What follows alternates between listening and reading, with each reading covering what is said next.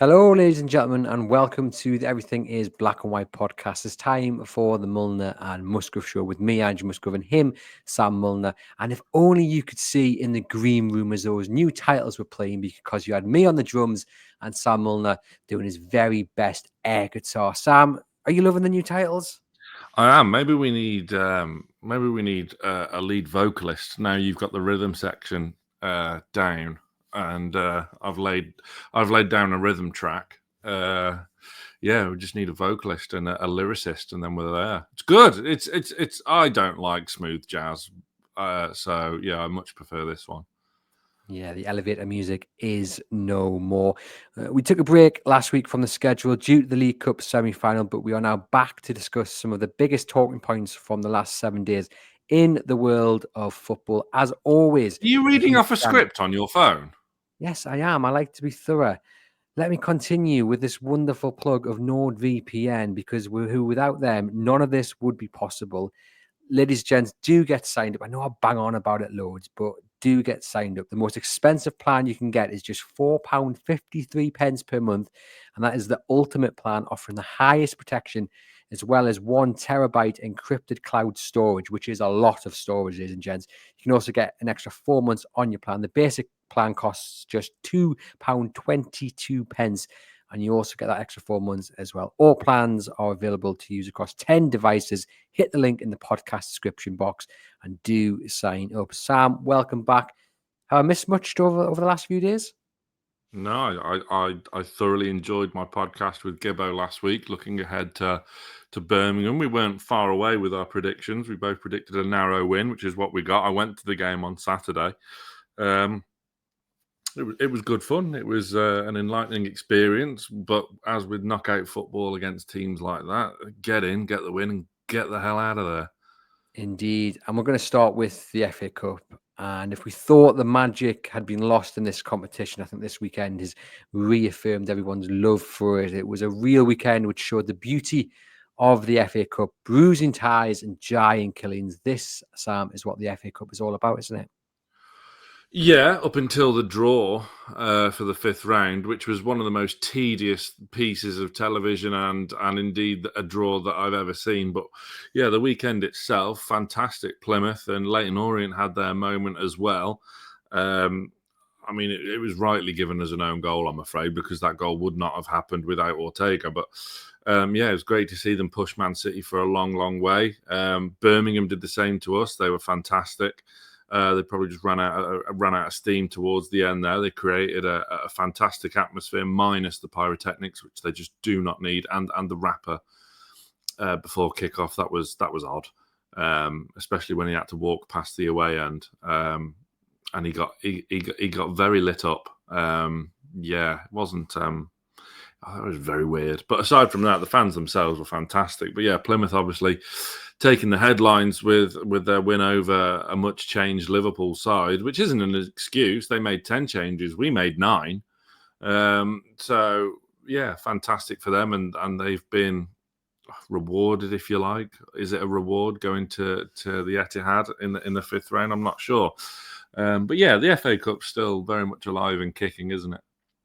Yeah, you mentioned that Jamie Donnelly's goal against City, of course, coming back off the hand of Ortega after it hit the bar, and Tamuki as well for Birmingham, who scored an absolute worldie of a strike. And we'll talk more about that goal in a moment. But I want to start with that Plymouth win over Liverpool, because this is what the FA Cup really is about. You know, giant killings. Plymouth bottom of the Championship, Liverpool top of the Premier League, and yes, you mentioned quite a changed side for Liverpool, but still stars in that side, stars who would walk into most Premier League sides. So it was a strong side, even though it didn't have their first 11 out.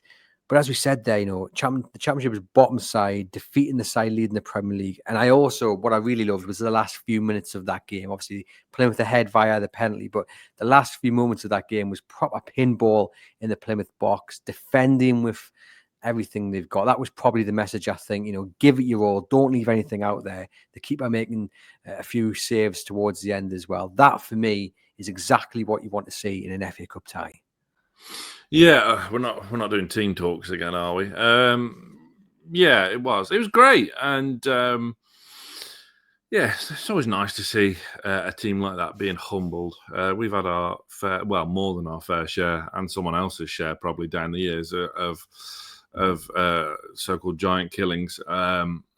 So it was nice to see someone else succumb to it, and it leaves the FA Cup really wide open. Newcastle are second favourites for it now, which is incredible. Really, there's a lot of. I was previewing it for work the other morning, and kind of from a betting perspective, please gamble responsibly. But there's a lot of each way value to be had there. The likes of Aston Villa, Nottingham Forest, Bournemouth are in there with still quite big prices there. It's only really.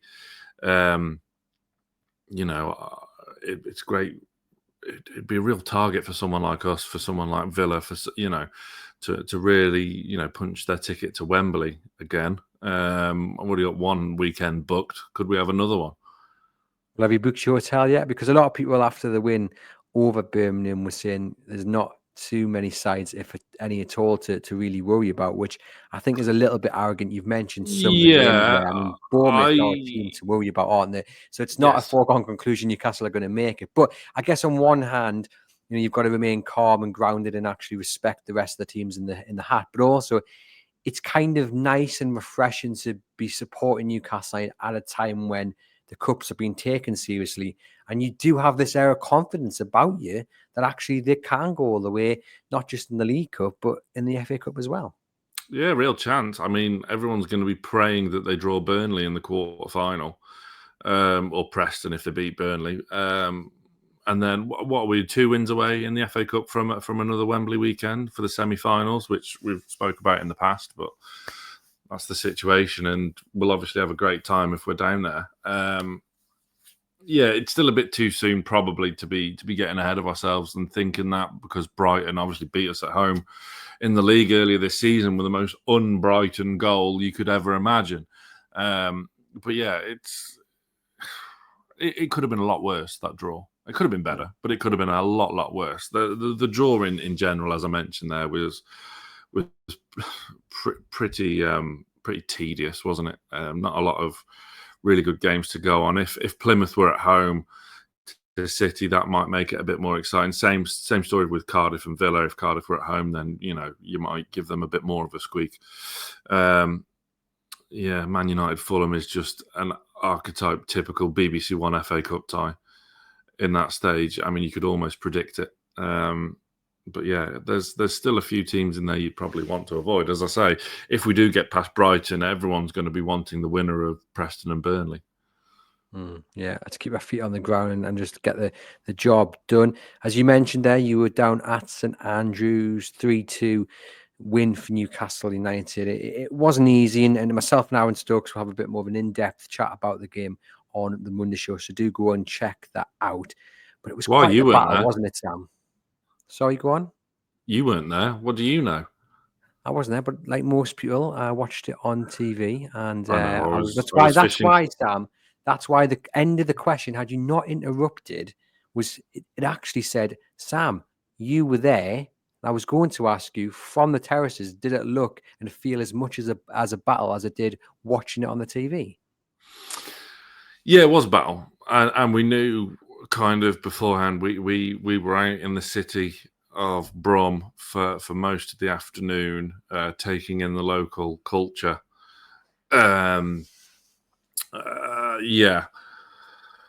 We were speaking to a few Blues fans before the game, and it was very apparent that they were banged up for it, and they weren't going to come in low block. They're unbeaten in the league at home this season. Their only prior defeat at home was to Fulham in the Carabao Cup. I think they are essentially they're top of League One, yes, but they are essentially, in essence, a top 10 Championship team, really. They'd probably just miss out on playoffs if they were in that Championship this season.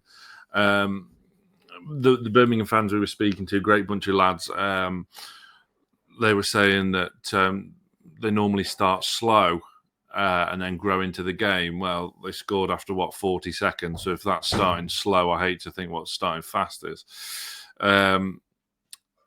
The atmosphere, it was raucous. It was old school. That's why I love these kind of oldish grounds. I mean, St Andrews is modern enough, It's not, completely falling down like it was, but it's still got that old school ground vibe about it. Yeah, they brought out all the stops with pyrotechnics and fireworks, flamethrowers, and a rapper. Not a gift wrapper, which probably would have been more entertaining from my perspective. But yeah, they were bang up for it, and they were very loud, which they didn't.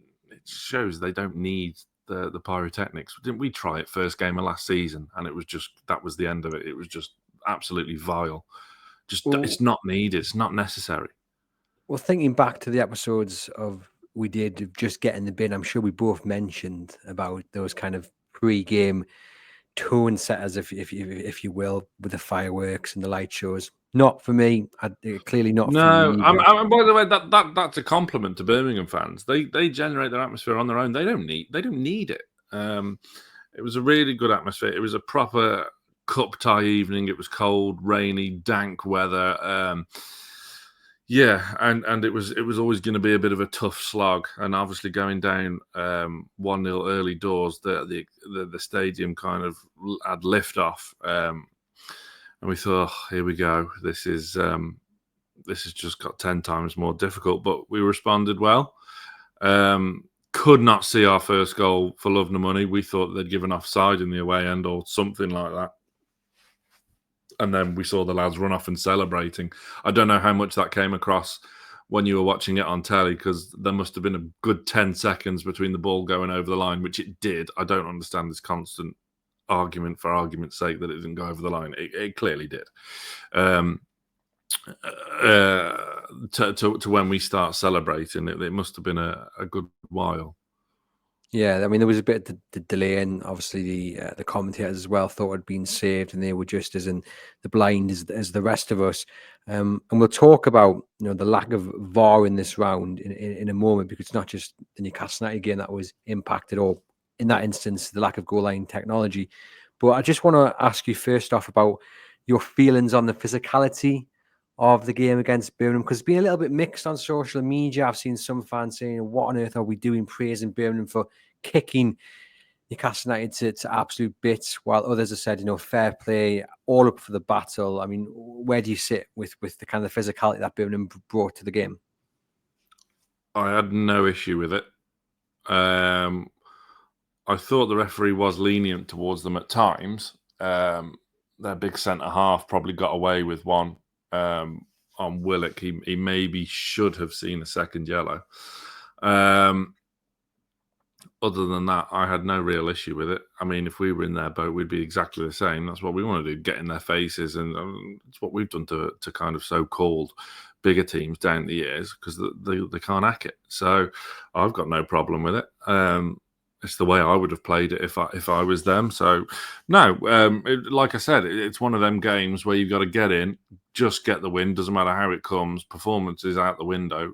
Get the win, get out. Simple as that. Yeah, and Newcastle United did that. Do go back and check the Monday show on a Tuesday for a bit more of an in-depth look at the game.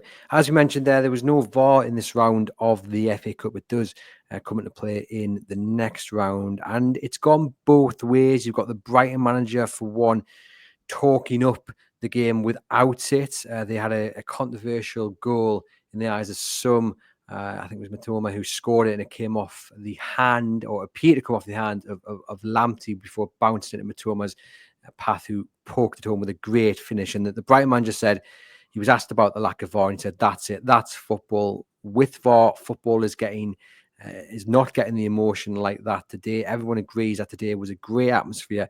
They can celebrate a goal because they know it's a goal. I'm happy it was like that.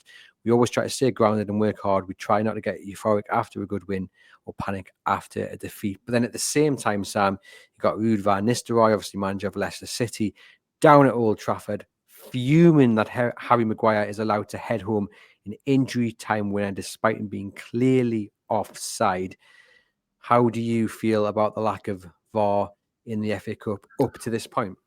I've always been a supporter of VAR. It's just the people that use it is the irritating factor. I've always been a supporter of VAR, and that hasn't changed. That Man United goal was a disgrace. And you see my fear is that, you see linesmen come over reliant on technology because it'll bail them out on scenarios like that. But there's 4 of them offside, and Maguire wasn't even close. It was embarrassing. It was pathetic. I do have a lot of sympathy for Leicester City there. It was shocking. It was shocking. And then on the flip side of that, of course, in the Carabao second leg for us, where obviously there was VAR and it was announced to the stadium, of course, Isak's disallowed goal early doors where the St. James has just erupted. What a moment. And then it took like 4 minutes to decide it. All right, it may well have been, well, it was obviously the right decision. It's fairly black and white and an offside. But yeah, the semi-automated can't come quick enough. The referee announcing it to the stadium was a bit peculiar as well. Wasn't really loud enough, and the referee didn't seem to quite look overly comfortable in doing it. He was pointing at Isak very aggressively, and I don't think he meant to. I found it quite funny, but it's two sides. It's two sides of the coin, really, isn't it? I overall, I still like VAR, and the goal line technology. I thought should still be. I thought we were way past that now. It should really be everywhere in the EFL and the Premier League and the domestic cups. Well, quite interesting because on the commentary, so I was listening to BBC 5 Live for the first half of Newcastle's game against Birmingham, and obviously Joe Willock scores. And amongst the initial confusion, there was also confusion over to whether there was goal line technology. I think everyone just assumed there would be. And I imagine it can't be that difficult to set up because, and look, I don't know if anyone knows exactly how they set it up. Do get in the comments. But in my head, I'm assuming it's literally like a little buzzer that is attached to the post and sends a signal to the watch that the referee wears. I don't imagine it's built into the post. It might be in the Premier League, but I also imagine that there is probably somewhere you can make it mobile and transfer it to ground for ties like this. I mean, there's not that many games on, and there's not that many grounds that don't have it built in, I would imagine. So surely there's something where they can get that goal line technology into these games, but also, no VAR, fair enough. As the bright man just said, you've got that emotion back in the game, which is brilliant. But as you mentioned there, the Manchester United decision is absolutely pitiful. How on earth the linesman does not flag for offside when you say there's several in offside position is alarming. Forget the lack of VAR and all that. Just focus on how awful the level of officiating is. And to a degree, you might be right, Sam. And I would love to know a professional referee's opinion on this. Like, how easy is it to slip back into a game which doesn't use VAR? Because I imagine it's actually quite difficult because no matter how you try to keep your standards up, knowing that you've got that safety blanket of VAR is always going to be there in the back of your mind if you're a Premier League referee. And then all of a sudden you're told you're refereeing a game without it. We're all human. We all make mistakes. We all have that. There's always situations in life, whether it be in your car with your sensors on your parking sensors, where you feel a bit more safer, but you're relying on technology. And then you get into a car that doesn't have it, the first time you park, you do, oh, we're there, I haven't got my sensor sort of thing. And I imagine that's what a linesman who uses VAR and then doesn't is going through. Yeah, I don't think the new offside kind of, not law, but the kind of delaying the flag, I don't think that helps the situation either. I cannot stand that. If it's a clear offside, just put your flag up, mate. You know what I mean? It's just it's not hard. It was a bad one. That Manchester United one, that was a bad one, a real bad one. In terms of the goal line tech, it would have saved a lot of faff and hassle because I just felt like some pundits and TV media outlets or whatever were just kind of trying to force a debate that's not really there. Complaining that how can the lino give it from there? Well, because he did, and it was clearly over. That's why he gave it, and he got it right. So, what's the issue? I don't understand. Peacock Farrell was so far behind his line trying to get rid of it. Yeah, I don't understand it. It was clearly over for my money. But yeah, we reacted well. Good to see Callum Wilson back on the score sheet as well, doing what he does best. The archetype poacher and Willock getting a couple of goals as well was much needed. Great to see him bounce back. Indeed. Right, we're going to talk about the Carabao Cup final and the issue for some of getting tickets. There'll be so many of you watching, listening to this who have just accepted fate and that you're not going to get your hands on a ticket. Some will be understanding of the pots and criteria that the club have set out.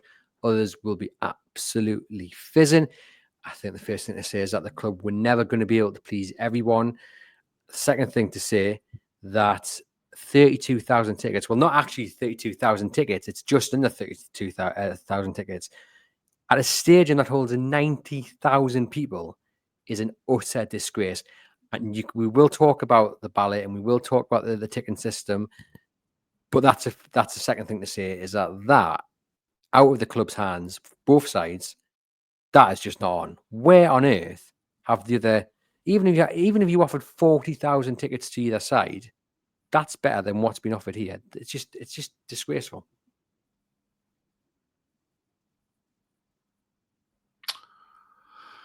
Yeah, but you know the score by now with Club Wembley and hospitality and corporate seats and whatnot. This is nothing new.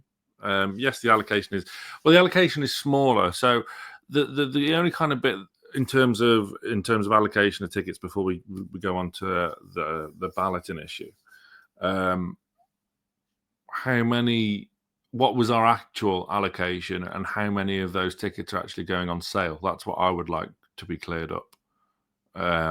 Because obviously Newcastle will take a chunk of tickets to give to players, families, staff, whatever. There's no issue with that. Again, it's not an uncommon scenario. Of course, Liverpool will be doing exactly the same. Just how many there are for corporate sponsors and people like that would be of interest, because obviously there's fewer tickets available this time around. I don't see how a high percentage of fans will get in, though. 2 years ago, it didn't work well whatsoever. There was empty spaces in the top tier of our section, a lot of empty spaces, which was obviously very frustrating for people who couldn't get in or couldn't get hold of a ticket. There was a whole furore about second-hand sites selling on these tickets as well. But I'd just be very interested to see the allocation. Look, the club can't please everyone, like you say. I'm sure they'd love to accommodate everyone, but it's just not realistic. I do have my own feelings towards it, but I say I have my own feelings towards it. I don't even know what they are, to be honest, because it's just, you can't please everyone. And in terms of the ballots, no, I don't particularly like it, but I'm struggling to kind of fathom in my head whether or not I'm being biased because I'm deeply affected by it and I'm stuck in pot 6, despite being at every round bar Forest, being a member, not being able to buy a season ticket. I've never had one in the past because of work. It's only really in the past 12 months or so since I've started this new broadcasting career that I have time to go to more games. So I would be in a position to actually buy a season ticket now, whereas before I wouldn't. But obviously I get to loads of matches still through transfers, the resale site on the club and through the ballots, remarkably. So to be in pot 6 is very disappointing. But again, that's only because it affects me. I don't know. I cannot look at this neutrally. I don't know whether I'm being fair or balanced or what. I mean, you'll probably be okay because you have press credentials. So you've kind of got to tell me if I'm being unreasonable or not, because I'm obviously very disappointed to be in pot 6. So the chances of me getting a ticket is slim to none. I don't know. Should my loyalty for the Carabao Cup matches have been rewarded more? As I say, I went to every round bar Forest away. So where does that leave me? Well, just to say that I'm not guaranteed a press pass. I will be applying, but whether I get one remains to be seen. So I'll be very nervous. But also, if I do get one, I realise the privilege from your ivory tower. Well, no, Dad, because I don't want people getting the wrong idea. I realise it's a very privileged position to be in. I don't take it for granted at all. And look, I'd be like you, I'd have no chance of getting a ticket. So hopefully I do get in, and obviously I have to work it. But what a pleasure to be working a final, and hopefully Newcastle can pick up the win. Yeah, so look, I mean, Newcastle United do say that higher percentage of tickets will be made available to eligible supporters. Also, the ticketing. How? Well, look, they may come out and show that. I imagine that. Yeah, actually, I can't imagine. I don't know, but I mean, I still think having 26,000 seats for corporate Wembley isn't all that just and fair. I think, No, I get it. Yeah, but again, this much is more nothing new. That's always been the case, whether Newcastle have been in a final or not, Oh, I because know, they I know. do it I because get it. of It's not Club a Wembley Newcastle thing. and so much, cucumber sandwiches. It's not a new anti-Newcastle thing. It's one of those things where it still doesn't sit all that well. I mean, look, in terms of your viewpoints, and I'm not going to tell you kind of what you should be thinking or anyone else. I think everyone's got their own ideas. As we've said, it would be something magical if the club were able to please everybody.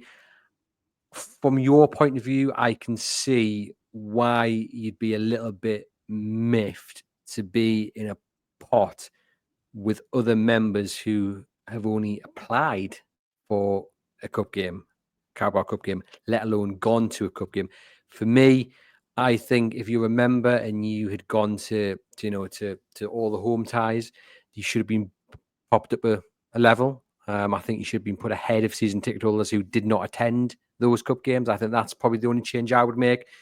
But again, look, whatever the club did, they were always going to upset somebody. It's an absolute minefield to go through. And that's why I'm so hesitant and reluctant to kind of be angry about it, because I'm not angry. I'm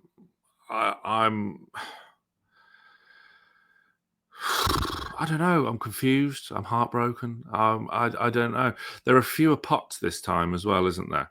But again, I don't think they could have done the same scenario as last time because, like, as I said, there were so many empty seats, and the atmosphere was poor, as we all know. I don't know. I don't know how I should be feeling. So that's why I'm just left confused, and I get the argument about season tickets and they should holders and they should always have priority over members. I mean, the membership is just I don't see the point half the time.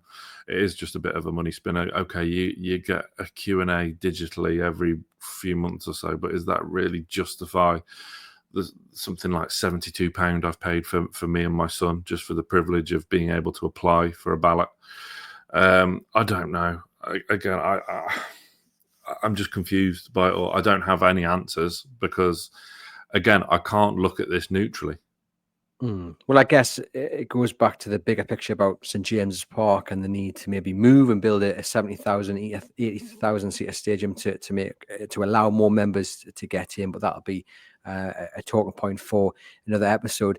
What did you make, Sam, of the joint statement that was released by fan groups on Monday about?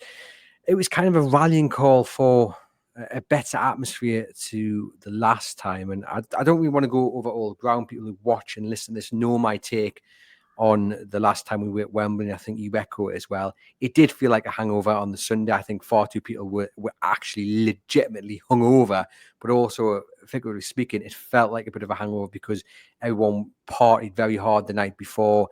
It felt like a relief to be there. It felt like we were grateful to be there. This time around, I think it's going to be different. The emotions, how I felt after the full-time whistle on Wednesday against Arsenal was totally different to the way I felt against Southampton. I mean, I couldn't stop crying against Southampton for a good 5 minutes. On Wednesday, there was a few tears, but then it was like, right, we're here. Let's not be nice about this. Let's go there. Let's follow the mantra of we're not here to be popular. Let's go there and give whoever it was going to be a game. It turns out it's Liverpool. I still don't think there's anything to fear. I still feel confident because they're going to end the drought. But interesting that the fan groups felt the need to put that statement out. I didn't even realise some of them on there were actually fan groups. But there you go. That's an argument for a different day. Did we need telling about it? Yeah, maybe sometimes, but we were all, from last time, everyone was acutely aware that the atmosphere wasn't brilliant. But I don't know. It's another one. Who has anyone got the right to say where, who buys tickets, where they sit, where they stand, whatever. I am a standerer at games and a singerer, but I don't judge people who don't. But yeah, the atmosphere has to be raw because it has to be PSG levels, it has to be Arsenal levels on Wednesday. Of course it does, because it does affect what happens on the pitch. So yeah, there has to be more of a conscious effort made to generate that noise and generate that atmosphere. I don't want to be listening to "You'll Never Walk Alone" because I can't stand it. Unless it was Dortmund, because they do it a lot better than Liverpool. But yeah, I'm all for a rallying cry. I said in Newcastle Fans TV's post-match videos, straight after the Arsenal game, it has to be different this time. And because, like you say, everyone was hungover to bits. The fact that Trafalgar Square is closed this time round may be a blessing in disguise. I mean, I have no right to tell anyone how they enjoy their weekend. I'm going down for the Saturday as well, so, But it is the Neil Warnock adage, you've got to enjoy it by being disciplined. So I don't know. I'm not telling anyone what to do or how to spend their weekends. But yeah, there has to be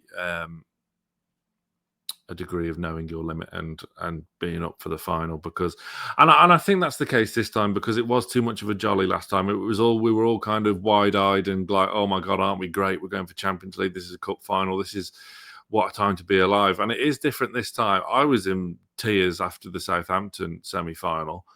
I wasn't against Arsenal. It felt more kind of professional, if you like. And that we actually deserve and belong to be in and around this sphere. So I hope there is an attitude shift. And I've said it a few times now that my overriding feeling coming away from Wembley after the Man United Cup defeat, if we can get back here quickly, things will be different, and we can actually go on to actually win a trophy and not just be here for the crack. Yeah. I'll just quickly read the statement in case you guys haven't seen it. So this was put out by several Newcastle United fan groups. We've got United with Pride, you've got the Newcastle United Supporters Club, you've got the Newcastle United Supporters Trust, you've got War Flags, you've got True Faith, you've got the Black and White Army, and the London Supporters Group as well. And they said, with the release of cup final ticketing allocations, supporter groups have been discussing the frustrations amongst many about the atmosphere in our end the last time out at Wembley. In March, we want to ensure that we create an electric atmosphere in the stands. We're also aware of frustrations where people wanted to stand in areas where people wanted to sit, which were mainly located in the side sections. Whilst we can't tell you what to do or book, we hope those willing to stand and create an atmosphere throughout the entire game aim for blocks 127 to 140 when purchasing. We aren't here to witness an atmosphere. We need to create one. Get behind the lads. So there you go. Let us know in the comments what you thought about that statement. The sentiment is 100% correct, and I fully support that. But I don't think it's entirely realistic because of the stressful nature of getting a ticket for something so big. There'll be a lot of panic and people will just end up with seats anywhere they can. So to say that we need to be in specific blocks for this, that, and the other, unless the club can do something about it and make it a bit clearer when purchasing these tickets in the not too distant future, then that would be great. Because otherwise, look, it's a very stressful situation going through all these ballots for all these pots, getting your emails, logging in on the right time. Then you've got the stick man that you've got to wait for Christ knows how long. It's a stressful hour or so, isn't it? So when you get into there to actually purchase your tickets, they just want to get it done as quick as possible. They don't really take, you just half the time you probably just click on best available. And of course, this time there's so many graded levels of seating orders as well, ranging from 150 odd quid to down to 40. Well, this is what I want to ask you about, because I've got the price list here and you just scratch your head. And, we're often told that football is for the people and it's the people's sport. Oh, But that argument died years ago. We know full well it's not. taking out the price of the premium seats, and I mean, I don't know what you get there. Maybe get a nice cushioned seat. That's 150 quid. Level 2 premium seat, £125. So we'll take that out of the discussion for now. Category 1, £108, £81 for a young adult. Category 2, 97. Category 3, 76. Category 4, 58. And Category 5, which you imagine is pushed to the back and you probably have a better view of the roof, let alone the pitch, is £41. I mean, I think they've gone up substantially in 2 years. Yeah, I've been up in the top tier of Wembley before. Not brilliant if you're not good with heights. You'll get a good view of the game itself, and it'll be like watching Football Manager, I suppose. Yeah, in terms of seeing celebrations and, well, potential celebrations and trophy lifts and whatnot, it's obviously not ideal, but that's why they're slightly cheaper. Yeah, it's stressful. I'd take a ticket sat on the roof, but I'm not fussy. It is what it is. But yeah, I mean, the point being is that I think those prices are totally unjustified. It's not the club's fault. It's obviously the price set by Wembley and what have you, or the league. But sure, I mean, look, they know that Newcastle fans will pay anything to get that ticket legitimately. Are you saying we need a Wembley of the North?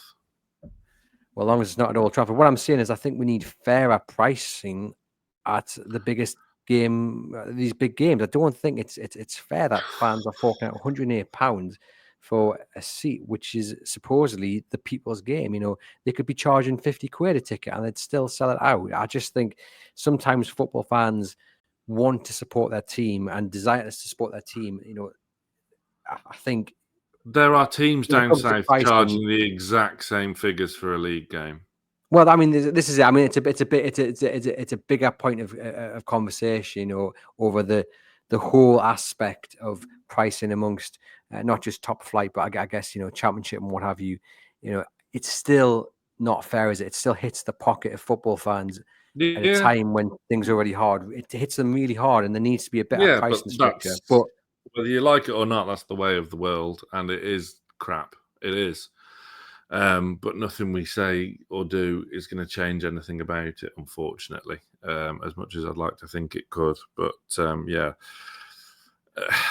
there'll be, and at the end of the day, these prices are in place because people will pay it. People will scratch and claw and save every last penny to try and get a ticket, to try and pay for these tickets. It is a sad state of affairs, and it should be cheaper. Of course, it should, but it's just not.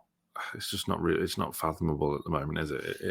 It is, and we'll see that with the second-hand ticketing market, which will be an absolute disgrace and shambles. And the club will obviously try their best to clamp down on it. But yeah, fingers crossed the club can keep on top of those selling the tickets anyway. For a profit. If you're selling them at face value because you genuinely can't go, no problem. If you're selling on for 4 figures and whatnot, then you're just absolute scum. You are, I'm sorry. See how you feel, Sam. But it's right. If you've got a ticket, and you're a season ticket holder, you've done a few Carabao Cup games, but you would rather make a quick buck, make a few hundred quid, make £500 or £600 profit on a ticket instead of potentially going to see your team end their trophy drought, then you have to have a long, hard look at yourself in the mirror, because that is an absolute disgrace. Just to be clear on that, on the information from the club about ticket reselling, it is an offence under the Section 166 of the Criminal Justice and Public Order Act 1994 for any unauthorised person to sell tickets for this match. Newcastle will not take any responsibility for any financial losses due to lost, destroyed or damaged tickets, or take responsibility for any financial losses due to tickets being stolen, lost or delayed by the post office. Tickets are strictly non-transferable. Newcastle United must provide details to the English League on all tickets purchased, i.e. names, addresses of supporters corresponding to the seat details on the tickets issued to the supporter. The EFL has indicated that random checks will be carried out at the stadium. Newcastle will not be responsible for any supporters being refused entry into the stadium, the City of London, or the UK. We advise supporters to refer to and meet any changes to the entry requirements on the UK government website. The club cannot accept any responsibility for losses incurred due to the purchase of travel accommodation if further sanctions are imposed. So the club have been very, So on the clear flip side of that, stay off these websites, because if you could imagine you've paid a ridiculous sum off one of these second-hand websites and you get stopped, you're out of pocket by 800 quid and you ain't getting in. Stay off them. Yeah, that's probably the warning that everyone should heed. But as we say, people are going to be desperate for a ticket and no doubt will take the gamble, but you have been warned there. Right, Sam, it's been a pleasure. I hope you guys have enjoyed this episode of the Mulliner and Musgrove Show. Do get into the comments. Do hit thumbs up. Do share the podcast across your social media. Do leave us a rating and review on the audio-only channel. Click that link in the podcast description box for your heavily discounted exclusive offer on your known VPN plan. And for myself and Sam, we will see you guys next week.